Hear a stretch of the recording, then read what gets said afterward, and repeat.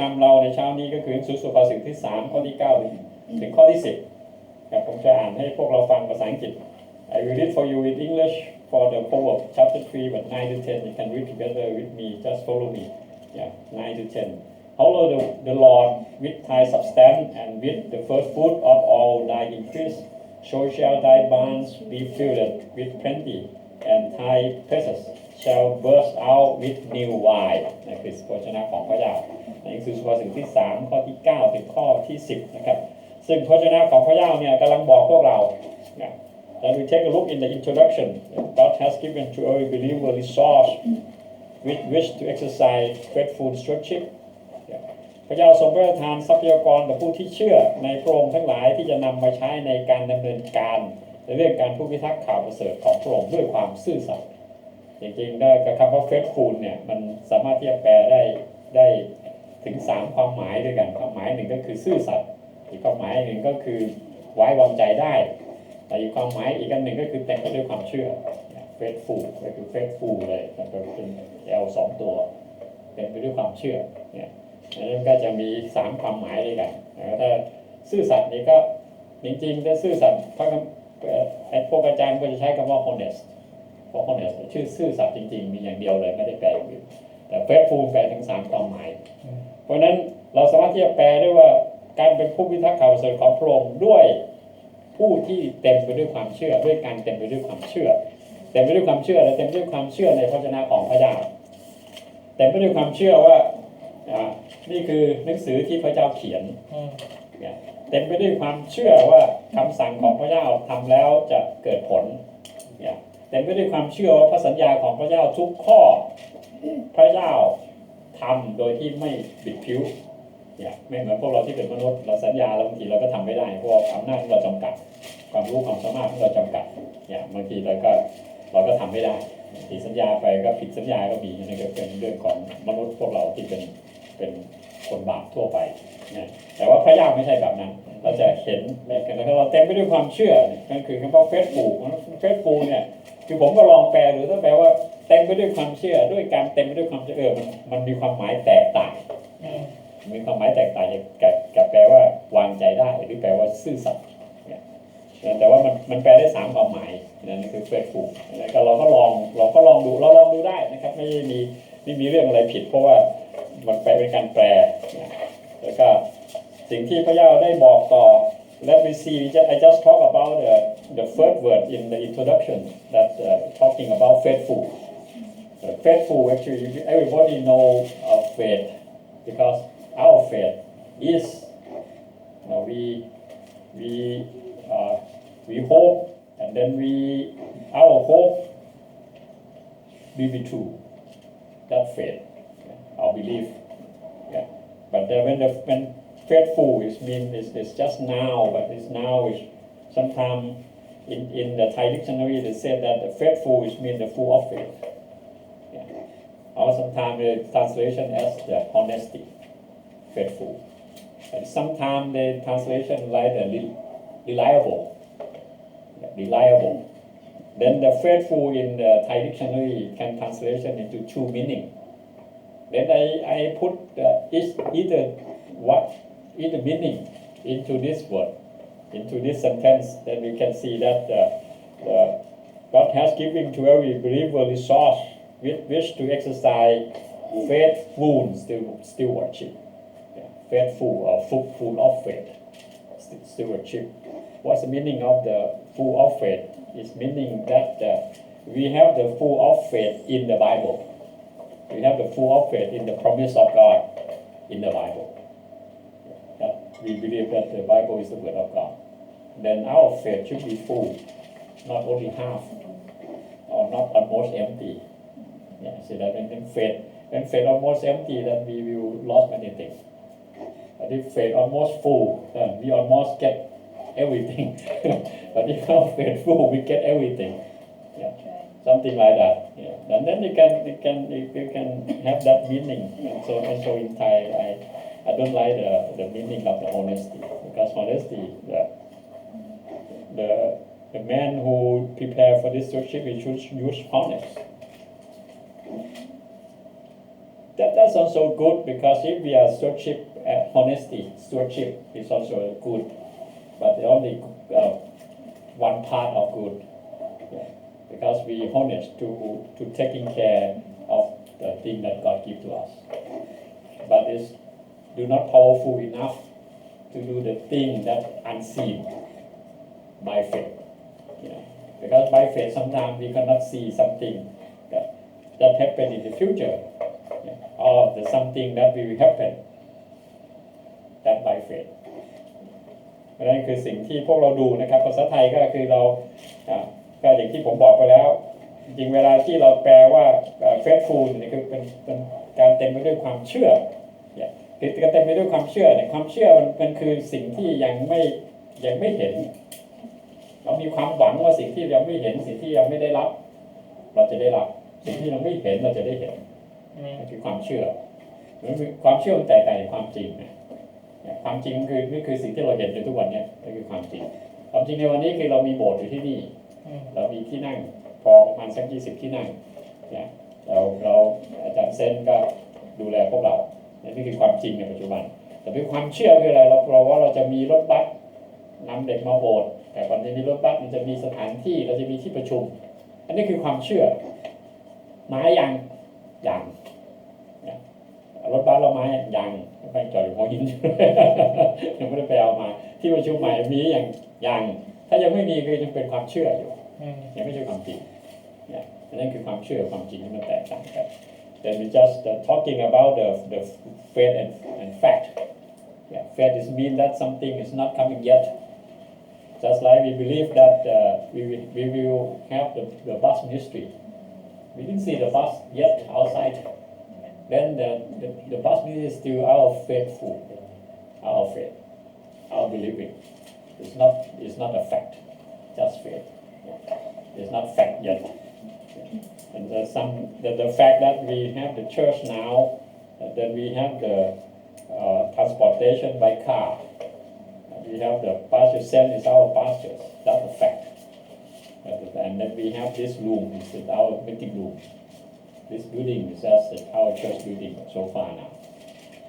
that's the fact then the faith and fact is just different only faith is not coming yet fact is now and the thing that after that you will know and then we can go through เพราะฉะนั้นก็ถ้าเราดูในพระวจนะของพระเจ้า this source have been given so that we may honor the Lord แหล่งทรัพยากรทั้งหลายเหล่านี้ทรงพระราชทานพวกเราเพื่อนำมาถวายพระเกียรติยศแด่องค์พระผู้เป็นเจ้าครับแล้วก็ our giving is a testimony of our desire to honor the Lord with our substance การถวายพวกเราเป็นคำพยานชีวิตอย่างหนึ่งที่ทำด้วยความปรารถนาที่จะถวายพระเกียรติยศแต่องค์พระผู้เป็นเจ้าด้วยทรัพย์สินของพวกเรา This lesson ex my Old Testament giving in three parts and if you go to study yourself you will see that three parts I don't know that this morning we can go to just only outline or overview the first explanation the necessary of each person honoring the Lord with all substance the second hindrance in our life to faithful stewardship the third part the last part but not least the necessity of adopting God's perfect perspective of our stewardship and giving นั่นก็เวลาที่เราดูนะครับบทเรียนบทนี้กำลังพิจารณาการถวายในสมัยพันธสัญญาเดิมซึ่งในสมัยพันธสัญญาเดิมเนี่ยเขาจะแยกการถวายเป็น3ส่วนเนี่ยซึ่งส่วนแรกนี่ก็คือเดี๋ยวเราจะพิจารณาถึงความจำเป็นที่แต่ละคนต้องถวายเกียรติยศแด่องค์พระผู้เป็นเจ้าด้วยทรัพย์สินทั้งหมดส่วนที่2ก็เป็นเรื่องที่กีดขวางในชีวิตของเราต่อการเป็นผู้พิทักษ์ที่ซื่อสัตย์และส่วนสุดท้ายคือเรื่องความจำเป็นที่จะรับเอาของแต่ละคนที่เป็นของพระเจ้าที่เกี่ยวข้องกับการเป็นผู้พิทักษ์และการถวายเนี่ยเพราะฉะนั้นก็ส่วนแรกนี้เรามาดูในส่วนที่1แล้วก็จะไปเร็วนิดหนึ่งนะครับเดี๋ยวที่เราอ่านเมื่อกี้เนี่ย we will go through the first part we go a bit quicker honor the Lord with all substanceอย่างแรกคือจงถวายเกียรติแด่พระเจ้าด้วยทรัพย์สินทั้งหมดเป็นในสิ่งที่สำคัญก็คือเรามีปัญหาเรื่องการถวายเกียรติแด่พระเจ้าเพราะว่าเราคิดว่าเราจะถวายเกียรติพระเจ้าแค่10+1ซึ่งมันไม่ใช่เราคิดแบบนั้นเรากำลังไม่ได้ถวายเกียรติแด่พระเจ้าหรือว่าถวายเกียรติแด่พระเจ้าเฉพาะเงินที่เราถวายให้กับพระเจ้า ผลแรกเรื่องต่างๆนะแต่ว่าพระเจ้าบอกว่า all substance หมายความว่ายังไงหมายความว่าเราถวายเกียรติแด่พระเจ้าทุกครั้งที่เราคิดถึงทรัพย์สิ่งของเราจริงๆแล้วมันไม่ใช่ทรัพย์สิ่งของเราเราไปคิดอีกแบบหนึ่งชีวิตเป็นของเราไหมเรารู้ไหมว่าเราจะตายวันไหนไม่รู้อากาศเป็นของเราไหมรู้ไหมว่าอากาศวันไหนมันจะมีโควิด -19 แทรกเข้ามาเราไม่รู้เราไม่รู้ว่าจะเกิดอะไรขึ้นกับเราแม้แต่5 นาทีข้างหน้าเลยไม่รู้เลย10 นาทีข้างหน้าก็ยังไม่รู้เลยไม่ต้องไปพูดถึงพรุ่งนี้มะรืนนี้เราวางแผนทำโน่นทำนี่เราจะได้ทำหรือเปล่าไม่รู้เราไม่รู้ว่ามันจะเกิดแผ่นดินไหวเกิดขึ้นมาหรือเปล่าในอีก3 ชั่วโมงข้างหน้าเนี่ยในกรุงเทพมหานครเราไม่รู้ว่าพระเยซูจะเสด็จมาไหมวันนี้เราไม่รู้อะไรเยอะแยะมากมายเลยเนี่ยเพราะว่าเราไม่ใช่เจ้าของชีวิตนี้ไม่ใช่ของเราเป็นของใครเป็นของพระเจ้าทรัพย์สินของเราเป็นของใครพระเจ้าให้มาทั้งนั้นพระเจ้าให้มาทั้งนั้นเนี่ยแล้วเราเอานี่เป็นของเราพระเจ้าให้เราแล้วแต่จริงๆแล้วพระเจ้ายังเป็นเจ้าของเป็นเจ้าของอยู่แต่เราเป็นผู้ครอบครองนั่นเองเราเป็นผู้ที่ถือสิทธิ์ในการครอบครองแล้วก็ครอบครองนานไหมไม่นานชั่วคราวบางอย่างมาแล้วก็ไป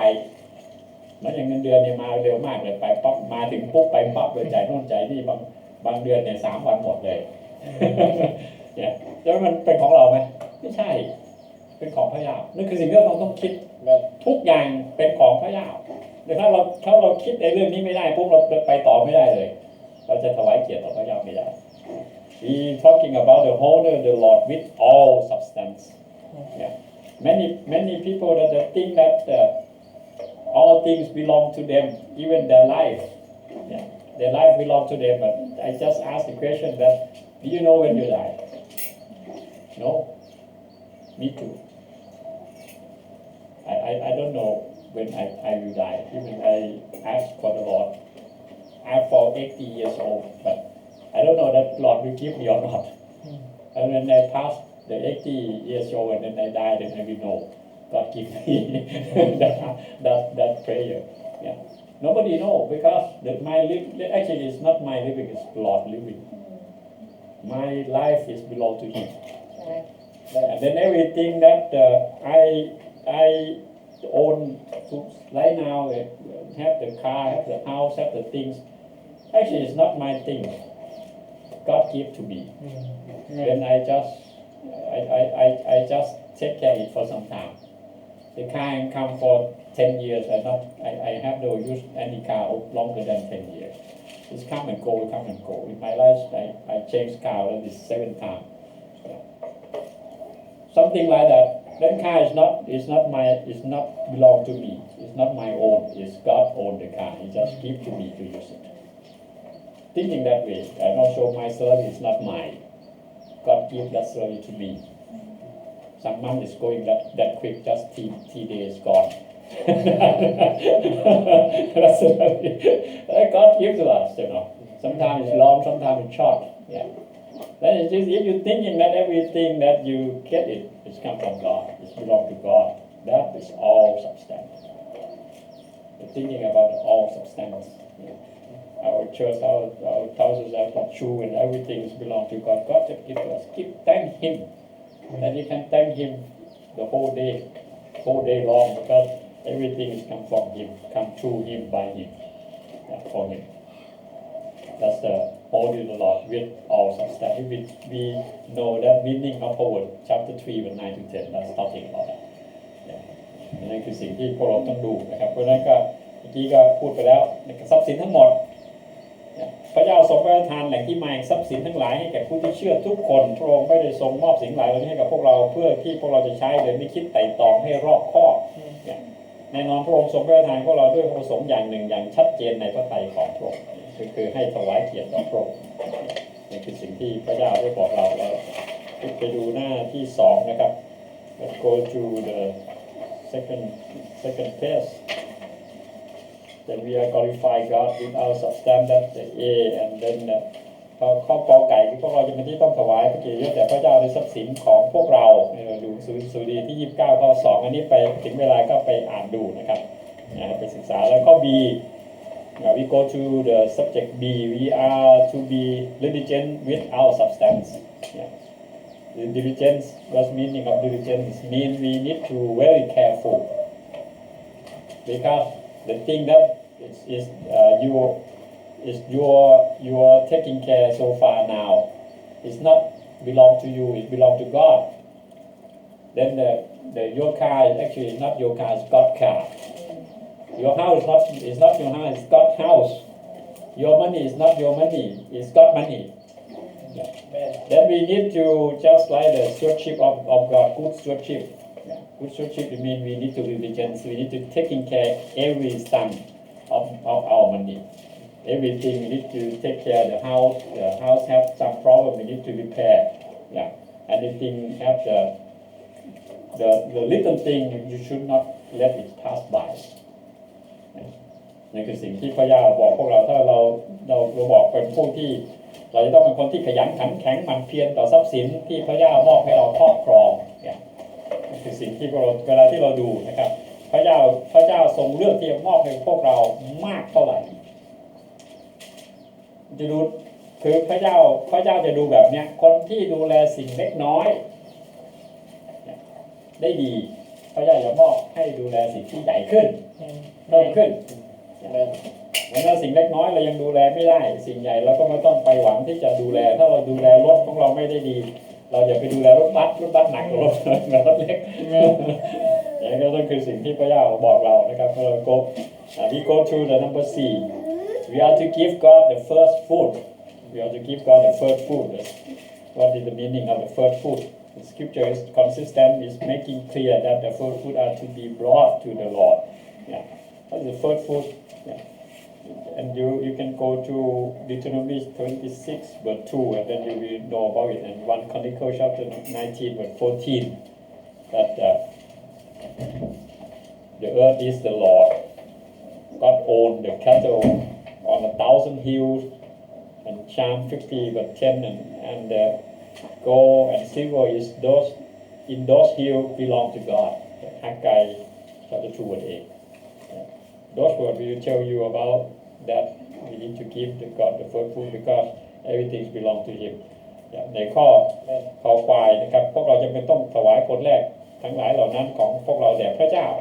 พระคัมภีร์ได้ยังพูดอย่างชัดเจนหลายครั้งซ้ำแล้วซ้ำอีกว่าผลแรกทั้งหลายเหล่านั้นจะเป็นต้องนำมาถวายแด่ผู้เป็นเจ้าแต่นำผลแรกมาถวายแด่พระเจ้าเป็นการยอมรับรู้ว่าพระองค์ทรงเป็นต้นกำเนิดทรัพย์สินและแหล่งกำเนิดทรัพย์สินทั้งหลายของพวกเราเป็นการตอบสนองต่อการยอมรับว่าพระองค์ทรงเป็นเจ้าของทุกสรรพสิ่งและพระคัมภีร์เบิ้ลยังบอกว่าโลกนี้เป็นของพระเจ้าสดุดีที่24ข้อที่1ที่พระเจ้าทรงเป็นเจ้าของสัตว์เลี้ยงที่บนเนินสูงพันแห่งเหล่านั้นสดุดีที่50ข้อที่10และเงินและทองเหล่านั้นในที่ทั้งหลายที่เนินสูงทั้งหลายเป็นของพระเจ้าพระคัมภีร์ที่2ข้อที่8แล้วก็เราไปดูข้อ D go to the D we are to express gratitude to God for His increase when He increased something to us Genesis chapter 2 verse 15 to 19 and in Psalm 75 verse 6 to 7 also the psalmist declared that our increase result from God's blessing in Genesis we have the God blessing on Isaac and then Isaac on the God of his increase Moses instruct us to tithe of the increase that God has given ในเวลาที่พระเจ้าเพิ่มเติมในส่วนไหนของเราแล้วก็ถวาย10%จากส่วนเพิ่มเติมนั้นด้วยนี่คือสิ่งที่บอกพวกเรานะครับโมเสสได้บอกไว้ซึ่งก็ได้พูดไว้ในหนังสือปฐมกาลที่16ข้อที่12หนังสือกันดารหนังสือพระราชบัญญัติบทที่14ข้อที่22 You can go to that and see that how the Old Testament tells us we go to the page number 4ก็งองูนะครับพวกเราเป็นต้องถวายการแสดงความชื่นชมอย่างเด่นชัดแด่พระเจ้าคือการชื่นชมอย่างเด่นชัดหมายความว่าไงเวลาที่พระเจ้าเพิ่มเติมแล้วที่พระเจ้าเพิ่มเงินเดือนให้กับเราแล้วที่พระเจ้าเพิ่มรายได้ของเราต้องถวายความชื่นชมอย่างเด่นชัดถวายเมื่อไหร่ถวายพระเจ้าเพิ่มพูนอะไรให้กับเราก็ถวาย10%ใน มินั้นซึ่งบางทีก็ผมก็เคยเข้าใจผิดว่าในส่วนที่เพิ่มเราถวายกับพระเจ้าทั้งหมดมันมีอยู่ครั้งหนึ่งพระเจ้าเพิ่มให้ตั้ง500,000แล้วก็เลยมานั่งคิดโหเราต้อง500,000ทั้งหมดจะเอาไปเงิน500,000ไม่ใช่ทำอะไรแต่ว่าไม่ใช่เราต้องถวายทั้งหมดในส่วนที่พระเจ้าเพิ่มให้แต่ว่าเราถวาย10ลด1แต่เรายินดีหรือเราจะยินดีถวายพระเจ้าเพิ่มรายได้กับเรา500,000คือโบนัสหนึ่งเป็นสิ่งที่เราไม่ได้คาดหวังว่ามันจะได้แต่เราได้มาปุ๊บเราก็ต้องถวาย10ลด1ในส่วนนั้นแต่ว่าถวายไม่จะถวายพิเศษมันจะไม่เหมือนกับตอนเงินเดือนถึงเงินเดือนเนี่ยมันเป็นอะไรที่พระเจ้าให้เราแบบพระเจ้าเนี่ยเป็นพระเจ้าที่น่ารักมากพระเจ้าให้เราแบบพอดีพระเจ้าไม่ค่อยให้เราขาดแล้วพระเจ้าไม่ค่อยชอบให้เราเหลือพอเราเหลือบางทีเนี่ยเราก็มักจะไปใช้ในสิ่งที่ไม่จำเป็นแต่บางทีอันตรายต่อร่างกายต่อชีวิตของพวกเราหรือแม้แต่ต่อครอบครัวเราด้วย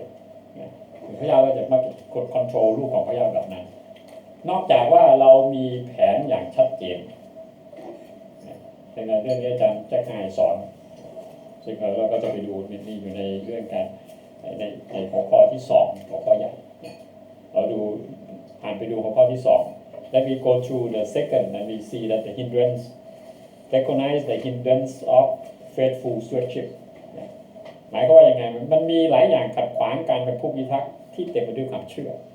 ในนี้ผมใช้ faithful แปลว่าเต็มไปด้วยความเชื่อแล้วเพราะถ้าเราจะเป็นผู้พิทักษ์แบบทั่วๆไปแบบมีความเชื่อครึ่งหนึ่งการขัดขวางเนี่ยอาจจะไม่เด่นชัดมากหรือว่าแบบมีความเชื่อนิดเดียวไม่ได้มีความเชื่อแบบเต็มไปด้วยความเชื่อการขัดขวางก็จะน้อยหรือมันก็จะไปตามว่าเราไปแรงไปเบาการขัดขวางจะเป็นแบบนั้นในหนังสือปฐมกาลบทที่2ข้อ15ถึงข้อที่19ก็จะพูดถึงเรื่องนี้ซึ่งเราก็ไปอ่านได้นะครับอันนี้ก็ผมก็จะเขียนให้ดูเฉพาะหัวข้อแต่ว่าไปอ่านในพระคัมภีร์ในนั้นจะมีสรุปอยู่ so you can go for the to go through for that summarize on that actually the selfishness is the one hindrance stewardship then when you're selfish you will have the you have some stumbling block you have some block put you out from the Lord work and then many blessings will not come I saw many people they are selfish they will not sit here because they don't want to share any substance that God gives to them to anybody they think that belong to them not belong to the Lord then the concept is missing in the first part you see that we do not give the full substance to honor the Lord they not think that all things that belong that they own so far now belong to the Lord they just own it for some time something like that นี่ก็คือสิ่งที่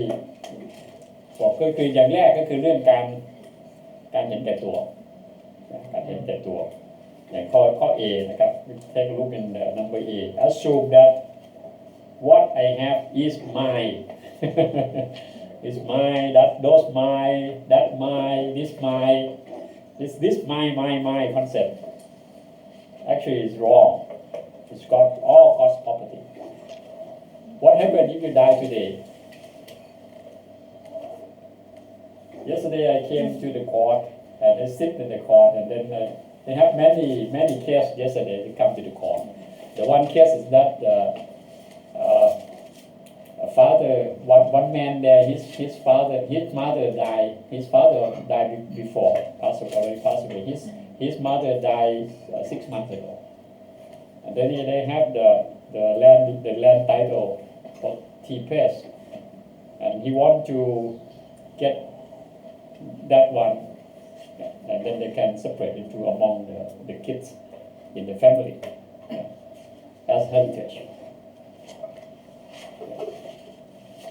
the mother died left the tea land piece to them the mother own that land after she died she don't know about it she don't know that how the children will do it she has five brothers and sisters in the family 5 people and what the God is let him manage the heritage and then what he will do he will sell all that tea land and split the money into 5 people into 5 kids in the family that's how they do and then his mother do not say anything in that land and then the court just say the judge just say that it's manage this one and sell and then split the money among the 5 and then in Thai law we not give the firstborn 50% Thai law we give everybody equal then the 5 also we keep equal even good or bad the judge will not care the Thai law will not care then they give equal what happened to that money just big amount of money then if the good son is okay they can build a good business if the bad son they can use that money in the few days and finish just thinking about it who is own that land the Lord the Lord and then that's just thinking about it การทึกทักว่าทุกสิ่งที่ฉันมีนั้นคือของฉันเองอันนี้คือปัญหาแล้วก็อย่างเมื่อวานอาจารย์ไปศาลก็มีคดีอยู่เยอะแล้วมีอยู่คดีหนึ่งที่เล่าให้ฟังก็เป็นคดีมรดกมีผู้ชายคนหนึ่งที่แม่เขาตายพ่อเขาตายไปก่อนหน้านั้นแหละแล้วก็มรดกก็ตกไปสู่แม่แล้วก็แม่เพิ่งตายเมื่อ6 เดือนที่แล้วแม่มีที่ดินอยู่3 แปลงแล้วก็มีพี่น้องอยู่5 คนแล้วแกก็มาศาลเพื่อจะร้องต่อศาลให้ตั้งแกเป็นผู้จัดการมรดกเพื่อจะสามารถที่จะจัดการกับทรัพย์สินที่มีที่ดิน3 แปลงเป็นโฉนดที่ดิน3 แปลงเนี่ยศาลก็สั่งในห้องพิจารณาบนบัลลังก์บอกว่าให้แต่งตั้งเขาเป็นผู้จัดการมรดกแล้วก็สิ่งที่ต้องทำก็คือต้องทำให้ว่าที่3 แปลงลูก5 คนทำยังไงต้องขายที่ดินแล้วก็แบ่งเงินให้ลูก5 คนที่รับมรดกเท่ากัน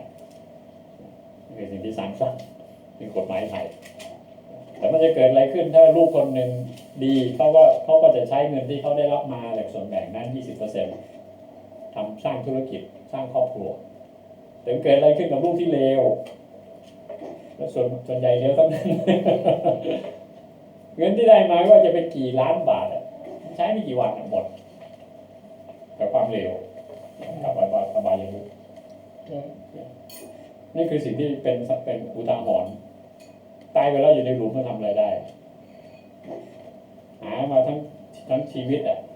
ก็ตายไปแล้วก็ทิ้งมรดกไว้ให้ลูกก็ไปทำอะไรไม่รู้อยู่ในหลุมตายแล้วไม่เชื่อพระเจ้าเราตกนรกเราทรมานอยู่ในไฟนรกแล้วลูกก็ผลาญเงินที่ตัวเองหามาทั้งชีวิตนั่นคือคนเห็นแก่ตัวนั่นคือสิ่งที่พวกเราต้องดูเขาไม่ได้คิดว่าเป็นของพระเจ้าเขาไม่รู้ว่าชีวิตเขาเป็นของพระเจ้าออกไปวันนี้ก็ได้นั่นคือสิ่งที่พวกเราต้องดูนะครับแล้วก็เวลาเราก็หมดพอดีแล้วก็ไปดูข้อ C ต่อนะครับข้อ C Take a look in the C and then I think the last chapter adopt perspective stewardship that I think you need to read yourself ในข้อ C the lack of a manager's perspective การขาดการรักษาสัญญาที่จะทำให้การเชื่อฟังสมบูรณ์แบบแล้วก็ในข้อดีล้มเหลวที่จะยอมรับเอาความรับผิดชอบที่พระเจ้าทรงพระทานให้ in the failing to assume God-given responsibility and then the number E exercise my will in opposition and contradiction in God's will การฝึกฝนความต้องการของฉันในทิศทางที่ตรงกันข้ามและต่อต้านความประสงค์ของพระเจ้าพวกนี้เป็นเรื่องที่ต่อต้านการเป็นผู้พิทักษ์ของพระเจ้าซึ่งส่วนใหญ่พวกที่เป็นลักษณะแบบนี้ไม่ได้นั่งอยู่ในนี้หรอกไม่ได้อยู่ในที่นี้หรอกแต่ถ้าเขาเห็นแก่ตัวเขาไม่มาอยู่กับเราไม่ได้คนที่มาคือพระเจ้าจะเลือกแล้วพระเจ้า แล้วก็ในข้อที่3ข้อสุดท้ายเนี่ยจงรับเอาแนวความคิดของพระเจ้าเรื่องการเป็นผู้พิทักษ์กับ the last one adopt God's perspective on stewardship the in number A in the first number 6 we are responsible for using God's resource wisely yeah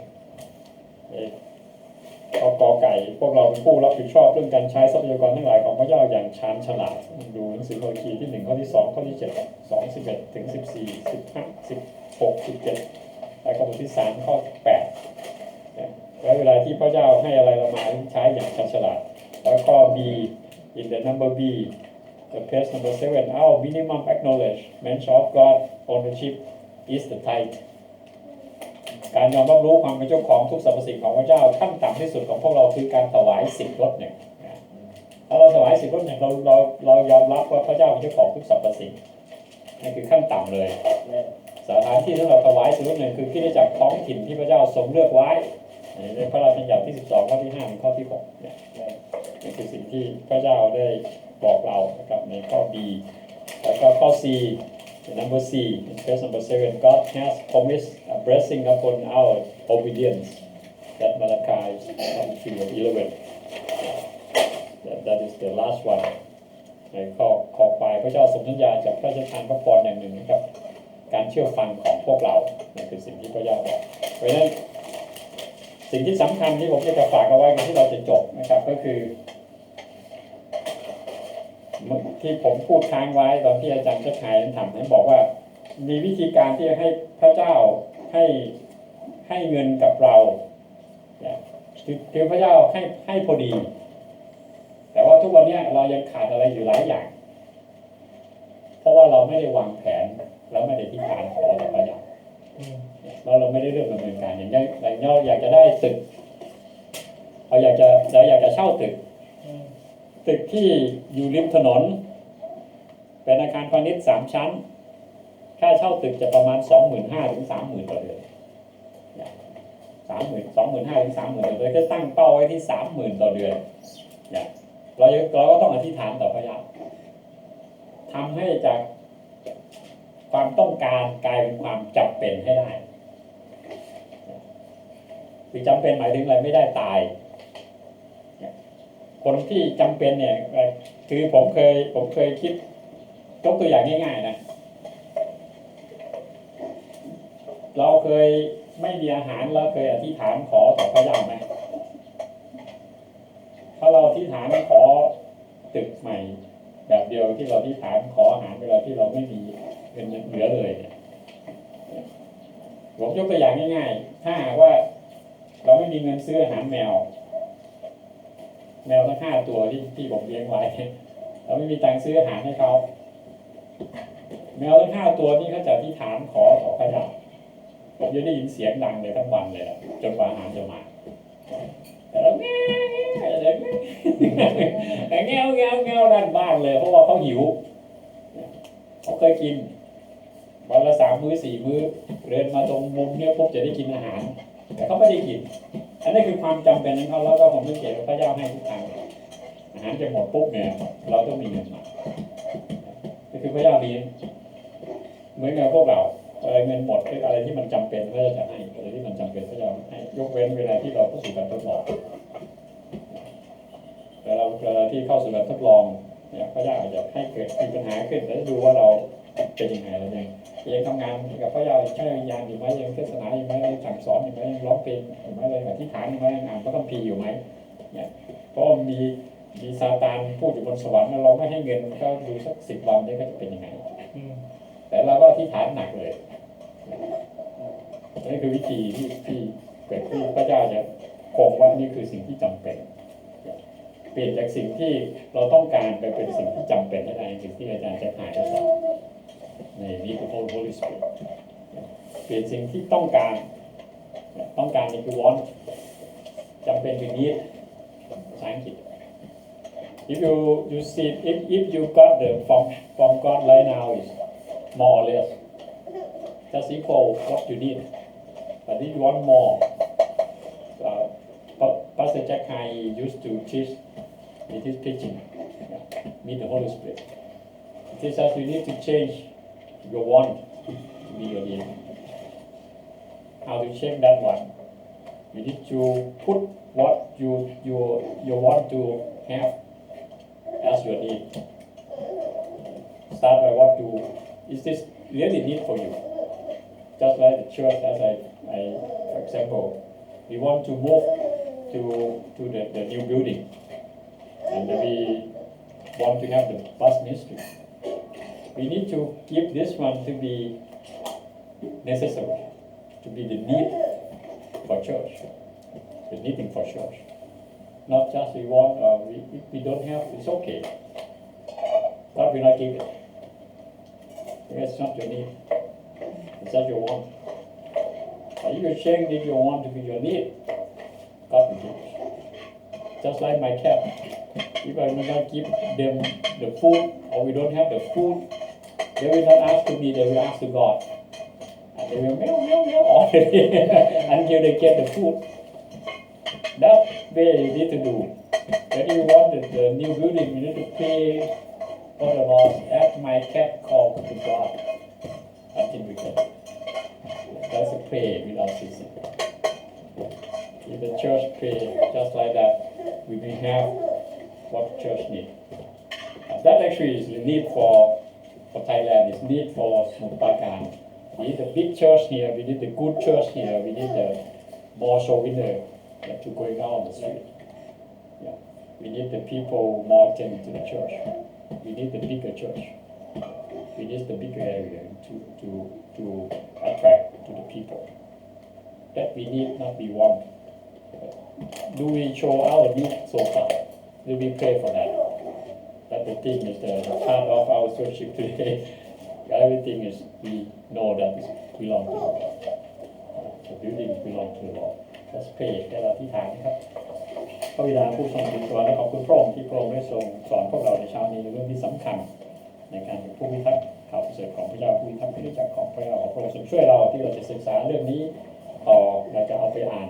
คู่กับพระคัมภีร์ของเราเพื่อจะให้เราเข้าใจมากขึ้นขอพระองค์ทรงช่วยพี่น้องทุกคนให้เจริญขึ้นในเรื่องนี้ให้พวกเรารักษาข่าวประเสริฐของพระองค์พวกเรารักษาคริสตจักรของพระองค์ให้พวกเราสร้างคริสตจักรต่อไปให้ถ่ายทอดไปยังลูกของเราต่อไปยังหลานของเราเลนของเราโลนของเราขอบคุณพระองค์ในพระนามพระเยซูคริสต์เอเมนในทุกท่านนะครับ10 นาที